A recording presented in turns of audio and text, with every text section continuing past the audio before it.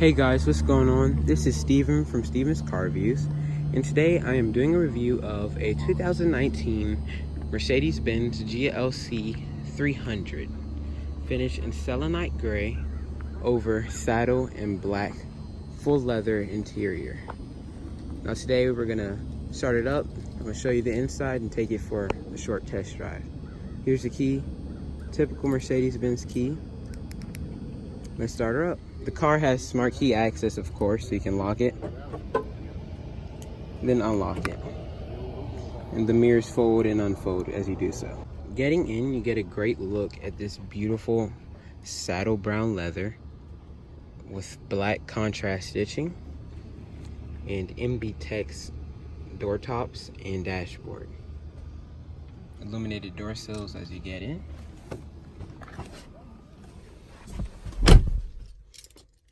Go ahead and start her up. Put your foot on the brake.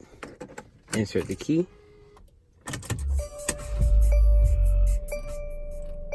There she goes.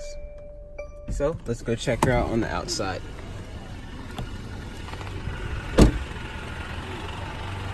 Up front, you have LED headlights. Although this is not the full upgraded LED headlights, as it would have another beam right there. It says Mercedes-Benz. Get a full look at the front of the vehicle. This car does not have the AMG Sport package. So has more chrome on the bumper here. It's a little less aggressive. You have silver roof rails up top.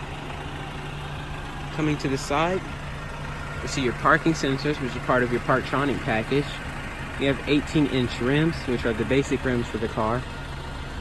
I think selenite gray fits it very nicely. Come around back, you see it has LED tail lights, which is a part of the LED headlight package. So you get LED tail lights, LED turn signals, LED backup lights. Full chrome on the rear bumper. Then you have a chrome accessory piece running across right there. This car does have the panoramic sunroof. It's just really gorgeous overall. Under the hood, you have Mercedes-Benz tried and true 2-liter inline 4-cylinder producing 241 horsepower and 273 pound-feet of torque. It has made it to a 9-speed D-tronic transmission, which is what most Mercedes-Benz have, modern ones at least. It is quite an efficient engine, quite peppy when you drive it, and it makes a nice little growl. Moving on to the inside, on the door panel here, you have your black and your saddle leather. Finish off with a beautiful dark linden wood trim. A solid thunk when you close it. You get a view here of your top stitch MB-Tex, your driver's seat controls with 3-person memory, heated and ventilated driver's seat, which could be have one at the same time. Burmester surround sound speakers. See more of your leather stitching here and here. All 4 windows, all 4 windows are power folding mirrors.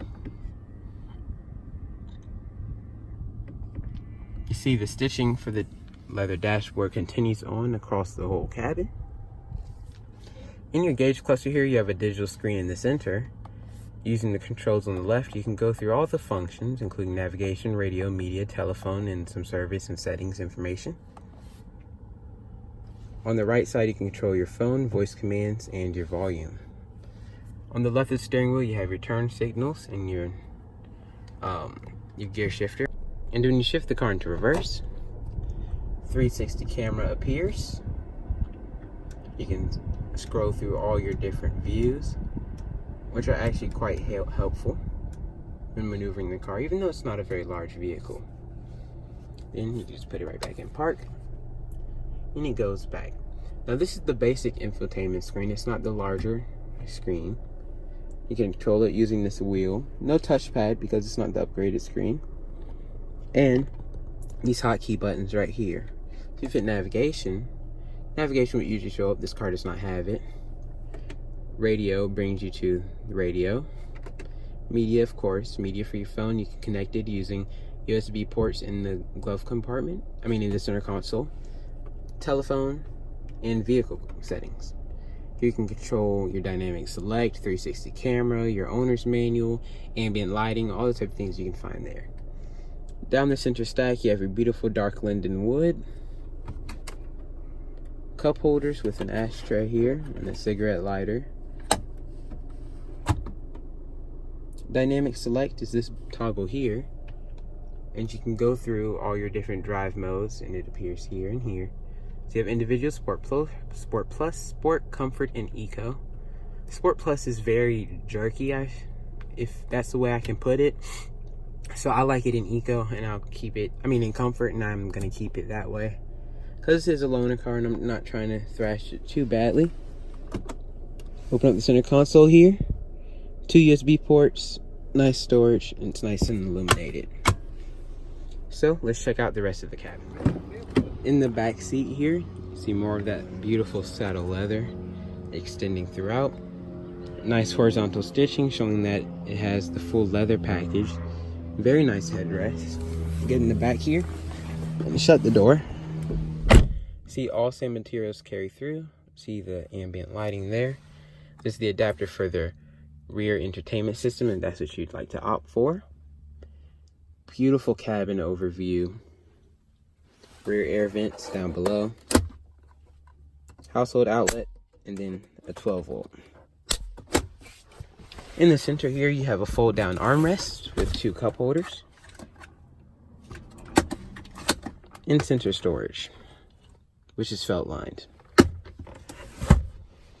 And here you get a nice view of the panoramic sunroof overhead. In the back here, you have a kick to open tailgate. It beeps to let you know that it's opening. You have very nice flat load bay here. This is a cargo cover to protect your cargo from being seen. On either side, you have releases for your rear seat. So they can fold down, and they fold down nice and flat. You have metal tread plate here. It's blue because it has factory plastic on it. Underneath, you can find storage and several Mercedes-Benz accessories. And off to the left here, trunk is finished off with a net and a 12 volt outlet if you need to vacuum out your trunk. Then to close it, you can shut it using the left button, and to shut it and lock the vehicle to using the right button. Also, you can kick to close the trunk. On the passenger side of the vehicle, all is about the same. Here you see a seat folded, and we can pop that right back up easily, just like that. They're nice and light. Nice solid Mercedes-Benz doors. Passenger side here, decent sized glove box, and nice sized door bins for your drinks and other items.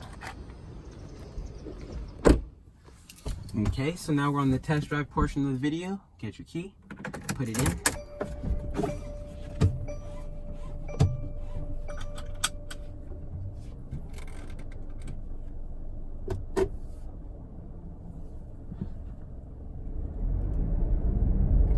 Very smooth car. Now compared to the E300, you can hear a little bit more noise in this GLC. I like the driving position. The driving position is very nice. The car just feels really solid, you know, like it's made by a good car company, which it is, of course. Mercedes-Benz is a great car company. Now I'm in comfort driving mode. And here I'll get on it a little bit more as I go up this hill. Show you what this 2-cylinder has to offer. So by doing that, I get my dynamic select button.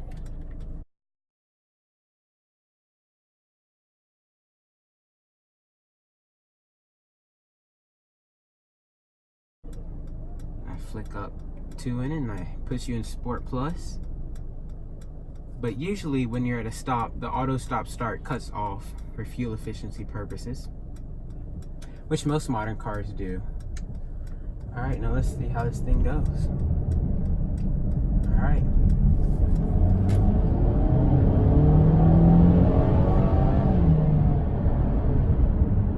Now you see it holds on to the revs there, which I don't know if I like too much. In our S550 it doesn't really do it like that, but in this car it does, and I suppose it's okay. But the 4-cylinder is very peppy.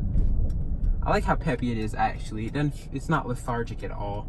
The 9-speed transmission allows you to go through the gears nice and easily. And I like the way it shifts. The shifts are very quick, but they're not jerky. Sometimes they're jerky, like at a low speed, but it's not really jerky most of the time. The steering wheel is nice. It's finished in a nice snap of leather. You feel the stitching on the inside here. Nice bolsters around the steering wheel. You have paddle shifters on the back.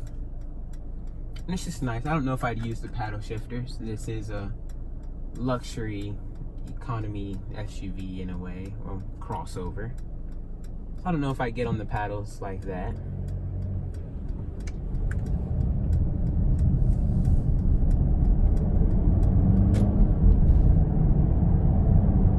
But it's very smooth, as you see there. There's no problems as it goes through the gears. It actually handles quite nicely. Gotta take this corner here. It stays flat. The tires aren't the best. You feel it lose grip sometimes, which is very interesting. But overall, it's a very nice and smooth car. I like the way it drives here. Now, as I go in my gate,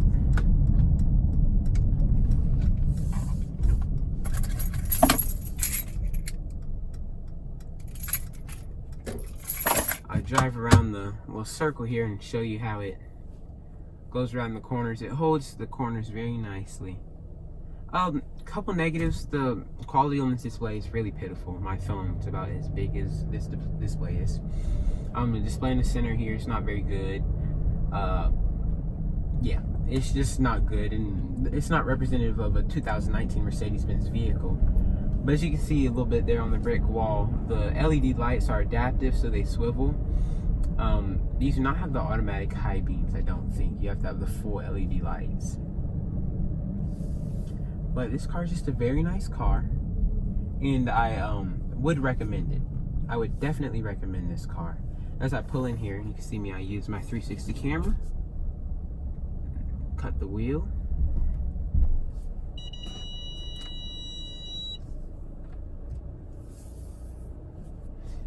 The quality's not as good on our S-Class. Obviously the E-Class, the A-Class, the new GLE have nicer camera qualities than this one does. But it's not awful. And you pull in. Just like that. Now you can swivel through. Check my rear end. There we go. Park. And then cut it off. I hope my review of this 2019 Mercedes-Benz GLC300 was enjoyable and informative. Please leave comments about how I could improve my video and what you thought about the car. I'm glad to be back. Take care, everyone.